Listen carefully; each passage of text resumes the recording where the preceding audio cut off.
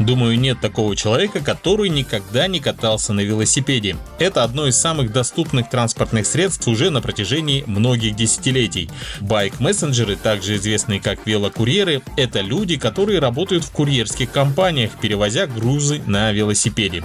Они чаще всего встречаются в деловых районах городских агломераций. Курьерские компании используют байк-мессенджеров, поскольку велосипед – транспортное средство, менее всего подверженное незапланированным задержкам в городских пробках.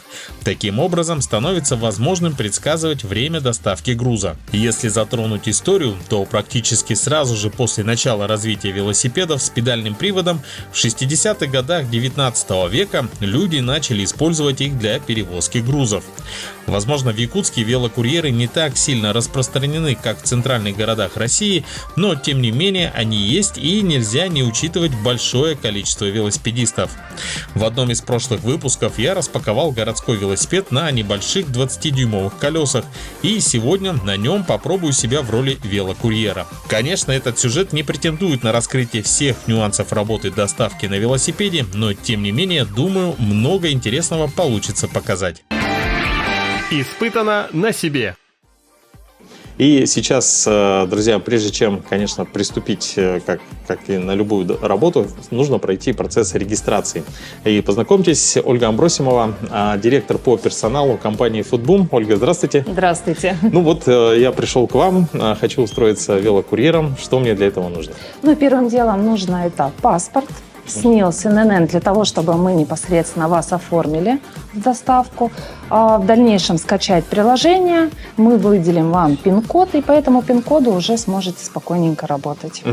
То есть процесс регистрации проходит, курьер затем скачивает приложение, в котором какая рабочая информация? Он будет заказы видеть. То есть непосредственно видит заказ, куда везти, когда везти, что именно везти и какой способ оплаты идет.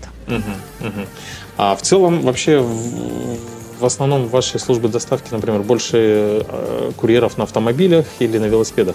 У нас большая часть это, конечно, автомобили и с личными авто, то есть как наши есть авто и личные.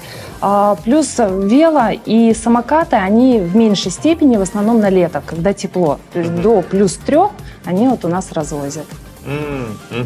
То есть, например, если у меня нет велосипеда или самоката, я могу тоже устроиться, например? Да, мы выдаем.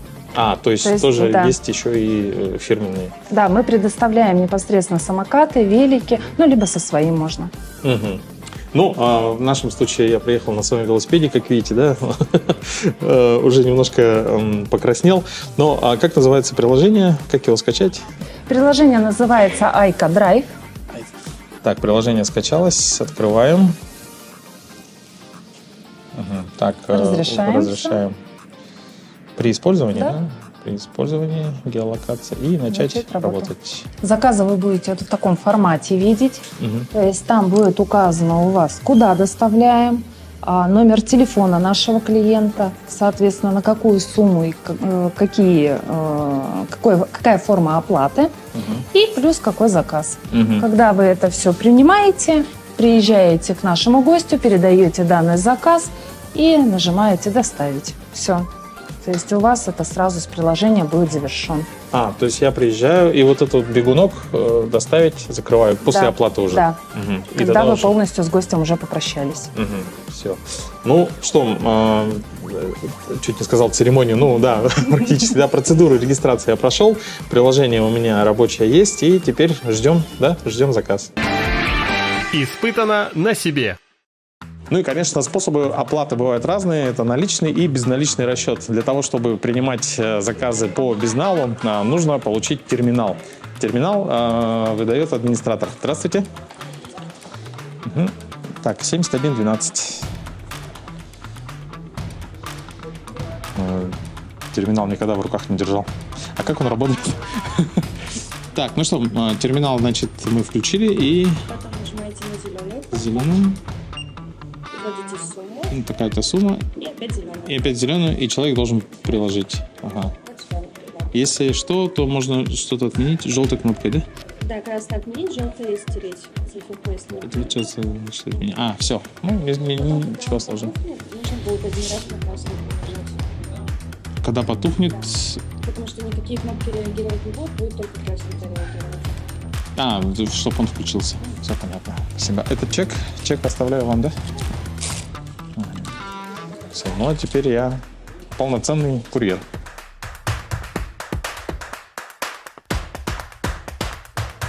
Да, тут есть Тетрис. Вот, играю. Шутка. Так, ждем сейчас заказ, который придет. И затем будем выдвигаться. Сейчас заказ в порядке очереди дошел до нас. И я, кстати, понял, что мне кое-чего не хватает. Вот у меня в руках терминал, и я подумал, что надо было какую-то поясную сумочку. Действительно, вот велокурьеры, кто доставщики на самокатах, они обычно имеют такую небольшую сумку. Но я думаю, это не проблема. Положу его в карман. Так, и вот мой рюкзачок. Здесь заказ, который сейчас предстоит его повезти на велосипеде. Так, ну, кстати, нормально. Как только я получил заказ, сразу пришло уведомление на приложение. Итак, доставка. Доставка, кстати, кто-то из наших коллег заказал на Орджоникидзе 48. Это здание НВК Саха. И там все видно, что было заказано. Фирменный острый соус, картошка фри, кока-кола, пицца маргарита, бекон и салями. Это, наверное, тоже пицца. Чизбургер 2 штуки. И zip-комплект. Испытано на себе.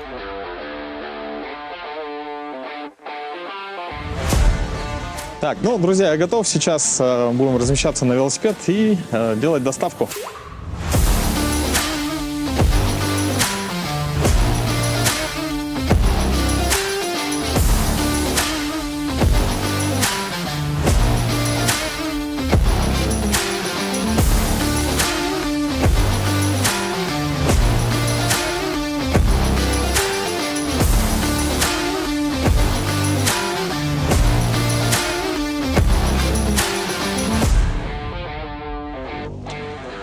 Так, ну что, доставка пошла. Значит, сейчас двигаемся по Дежнево. Затем выходим на район университета. И там уже недалеко до Орджоникидзе. В целом, я узнал, что для велокурьеров выдают заказ в радиусе 3 километров. 3 километров – это такая так называемая зеленая зона, где эффективно может отработать велосипедист или самокатчик. Вот. Также я общался еще с другим велокурьером, перед съемками, да, и он сообщил, что в целом старается двигаться по дорогам вместе с автомобилями, то есть согласно правил дорожного движения, если нет велодорожки, то можно двигаться по обочине или по тротуару. Вот, ну, соответственно, это гораздо быстрее, гораздо эффективнее получается доставлять заказы. Но он работает не в службе доставки еды, а работает через приложение. Ну, конечно, надо отметить, что преимущество велосипеда, скорее всего, больше во время часа пик. В час пик, я думаю, велосипед дает большое преимущество.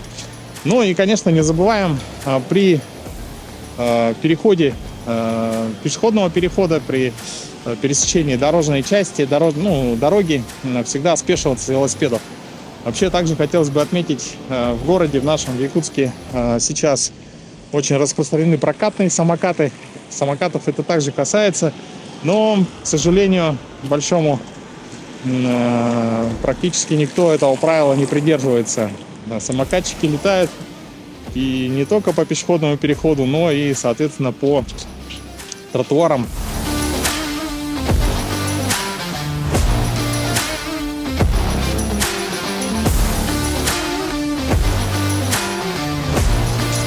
Так, ну, в целом заказ у нас был сделан нашими коллегами, поэтому это позволяет более в таком в ознакомительном режиме передвигаться по городу, конечно, даже учитывая время доставки, в целом норматив для велокурьера для доставки еды составляет 25 минут. Я думаю, мы спокойно впишемся в этот норматив, даже двигаясь по тротуарам и не спеша разговаривая, рассказывая обо всем вам. В свою очередь выехали уже на улицу Кулаковского, двигаемся по ней. Здесь в целом такой неплохая дорожка без пересечения выездов из придомовых территорий.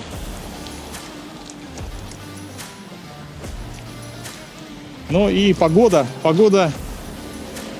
сегодня у нас пасмурная. Как видите, еще озеро не до конца растаяло. Река Лена вот-вот должна скоро скрыться, пойти ледоход. И всегда погода, конечно, в это время такая ветреная, пасмурная. Но, как говорится, велокурьер работает и в дождь, и в жару. Ну, в снег вряд ли.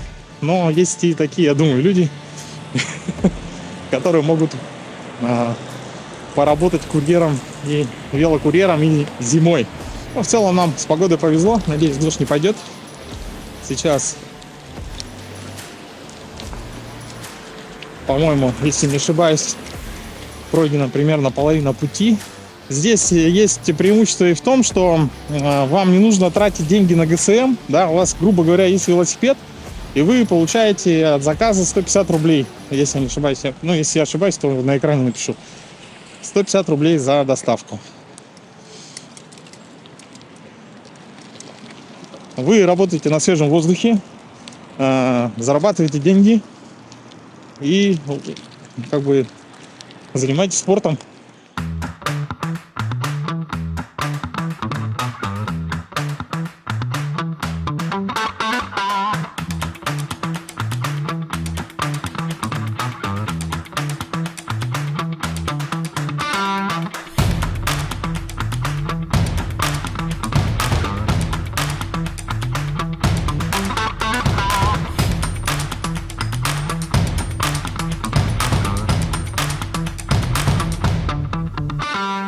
В общем и целом, если говорить о доставке готовых блюд, то, как я уже отметил, несмотря на то, что рюкзак достаточно большой, объемный, но это не говорит о том, что он тяжелый.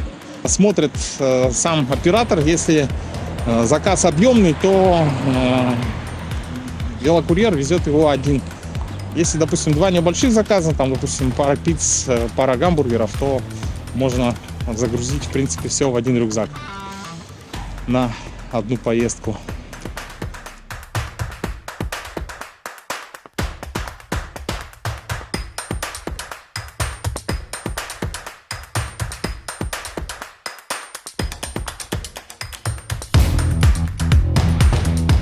Ну и как видите, друзья, действительно наш стиль передвижения по даже велодорожке, она все равно такая нагруженная в центре города, поэтому все-таки выбирать надо в пользу того, чтобы передвигаться по дорогам автомобильным. Очень много времени уходит на пешеходные переходы, ну и маневрирование между пешеходами.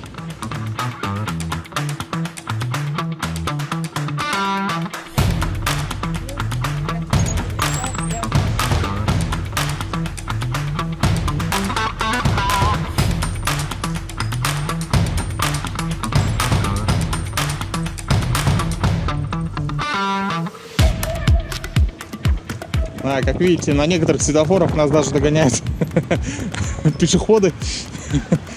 В целом, вообще надо отметить, что город Якутск — это город светофоров. Очень их большое количество.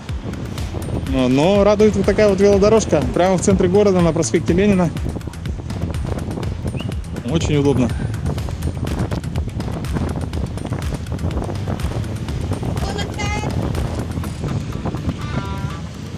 Да, вот как я и говорил про погоду, очень ветрено.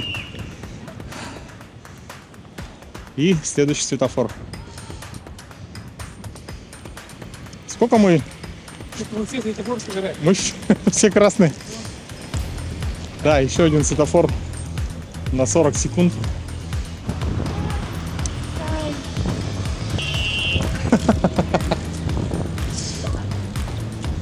Друг на двухколесном мотоцикле, ну, в смысле, на мотоцикле проехал. Да, действительно, вот если быть велокурьером, если этим конкретно заниматься, то это должна быть такая хорошая физическая подготовка.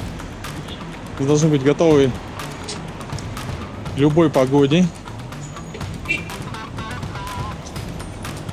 У вас должна быть поясная какая-то сумка небольшая для того, чтобы там возить терминал для оплаты. Ну, а также либо наличные деньги для сдачи. И должны обладать хорошей реакцией. Также, с другой стороны, мы сейчас в наш маршрут доставки входит. Сейчас задний ход хоть сделать. В наш маршрут доставки входит в центр города, поэтому, наверное, мы не полностью раскроем все прелести работы велокурьера. Мы могли попасть куда-нибудь и в частный сектор. Так, ну, уже приближаемся к зданию НВК Саха, где нас уже ждет заказчик. Ладно, мы тут работаем, нам можно. Так, ну что, в принципе, хотелось бы вам показать в приложении. Все идет через 2GIS, да? В приложении вот так выглядит заказ. И если нажать на кнопочку, вот видит, выставляет маршрут сразу. Это, видимо, карта. Сейчас я привяжу велосипед и буду заходить, искать заказчика.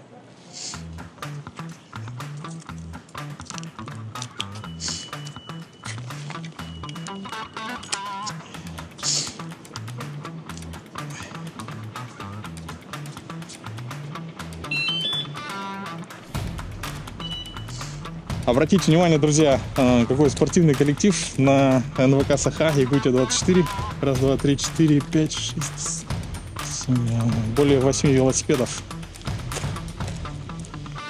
Еще один, еще один.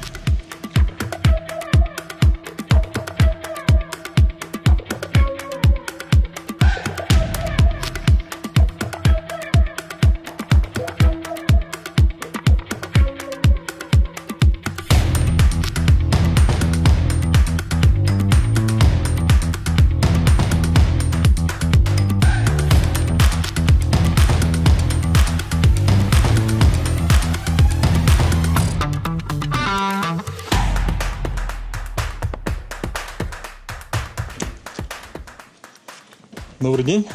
Здравствуйте. Заказ. Так. С вас 1955 рублей. 55 рублей. Так, а как запятую ставить? Запятая. 75 копеек. Нет. 1 миллион. Подождите. Так, как запятую-то поставить? 15 900. Значит, сейчас проверяем. Я просто первый раз, извините. 1955 рублей, 75 копеек. Нажимаем зеленую кнопку. Угу. Прикладывайте, пожалуйста. Ставить надо, ставить надо, ставить. Так, наверное. А куда?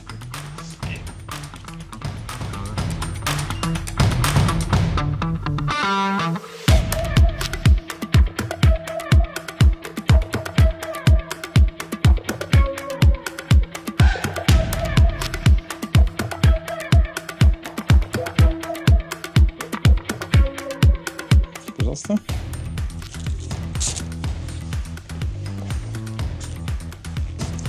Так.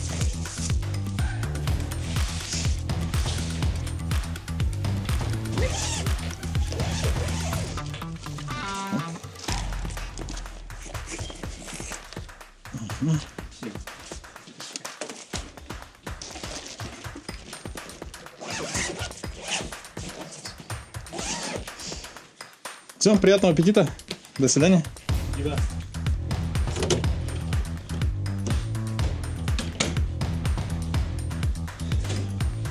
Так, ну что, пицца доставлена. Сейчас нужно в приложении сделать, отметить, что все доставлено. Так, это делается вот так вот.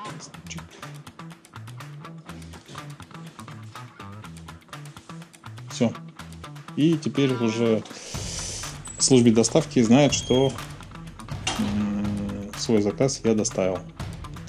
Вот так. Ну, а теперь едем обратно за новым заказом. Но в нашем случае это будет, наверное, только одна поездка, один заказ. А в целом, конечно, в течение всего дня велокурьер работает по своему трудовому графику. И, кстати, как мне сказали, Ольга, директор по персоналу, сейчас производится набор. То есть, если в том числе и на летний период вам нужна работа, требуются и курьеры, и повара. В общем, если что, обращайтесь.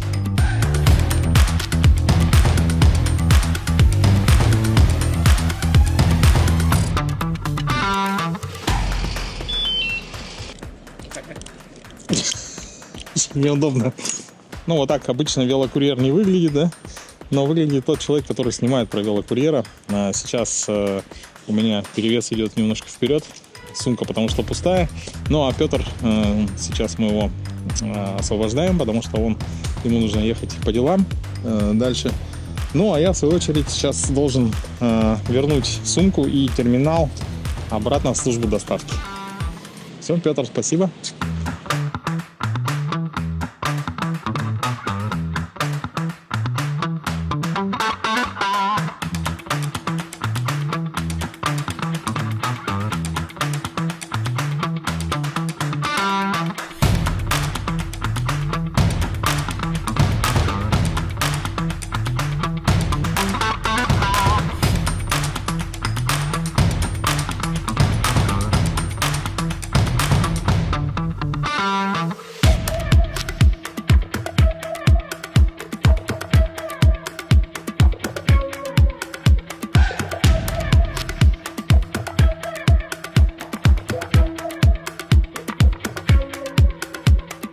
Так, ну оказывается, когда едешь без оператора, очень сложно сделать нормальный ракурс.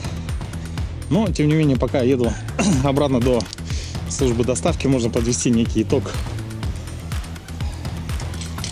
Было бы, конечно, очень хорошо, если бы я проработал весь день в качестве велокурьера. И в том числе в основной час пик, это ближе к вечеру, основной наплыв заказов. И в целом в пятницу, субботу и воскресенье. Сегодня у нас предпраздничный день, то есть, скорее всего, самая горячая пора сейчас начнется как раз где-то после 4 часов дня. Так, можно подводить основной итог. Значит, что мы выяснили? Велокурьер может работать как на своем велосипеде, так и на велосипеде фирмы. Ну, это зависит от компании. Во-вторых, средняя оплата за доставку идет 150 рублей. То есть, если, например, вы работаете через какие-то приложения, работаете, допустим, доставляете не только еду, все что угодно, там можно и заехать в магазин, ну, заказы разные бывают, там, купить еду, привезти какие-то вещи, документы от одного человека к другому, то в целом там заработок, наверное, будет за единицу заказа чуть выше. Мне сказали, что около 200 рублей в среднем. Получается так, что здесь нет ограничения по территории, да, вы сами себе хозяин. Но что касается службы доставки, в целях оптимизации для велокурьеров и самокатчиков дается радиус 3 километра. Ну, в целом, можно сказать, это весь центр города. Вот. Ну, нужна хотя бы средняя физическая подготовка, потому что если я еду сейчас по тротуарам, то, скорее всего, для большего количества заказов, и для того, чтобы ваша еда не остыла у вас в сумке, вам нужно будет двигаться по проезжей части согласно правилам дорожного движения по обочине. И это еще сильнее ускорит ваше передвижение по городу. Да, вы помните, что когда мы шли на доставку по тротуару, ехать нереально. Очень много людей. Все время едешь не на полной скорости, спешиваешься, очень много пешеходных переходов. Не особо эффективно это все. Вот. Велосипед, я думаю, должен быть минимум МТБ. Вот, этот с маленькими колесами, он хоть и городской, но, допустим, в условиях нашего частного сектора, дорог, которые там, будет достаточно сложно передвигаться по ямам, лужам.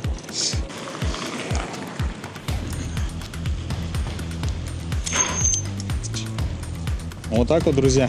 Нужно следить не только за собой, но и за другими участниками дорожного движения. Такое есть мнение, что водители не видят велосипедистов, потому что у них мозг настроен на пешеходов. Не знаю, правда это или нет, но лучше не проверять и быть аккуратным. Конечно, нужно знать основы правил дорожного движения, особенно в части передвижения на велосипедном транспорте, соблюдать их, не нарушать, быть очень внимательным.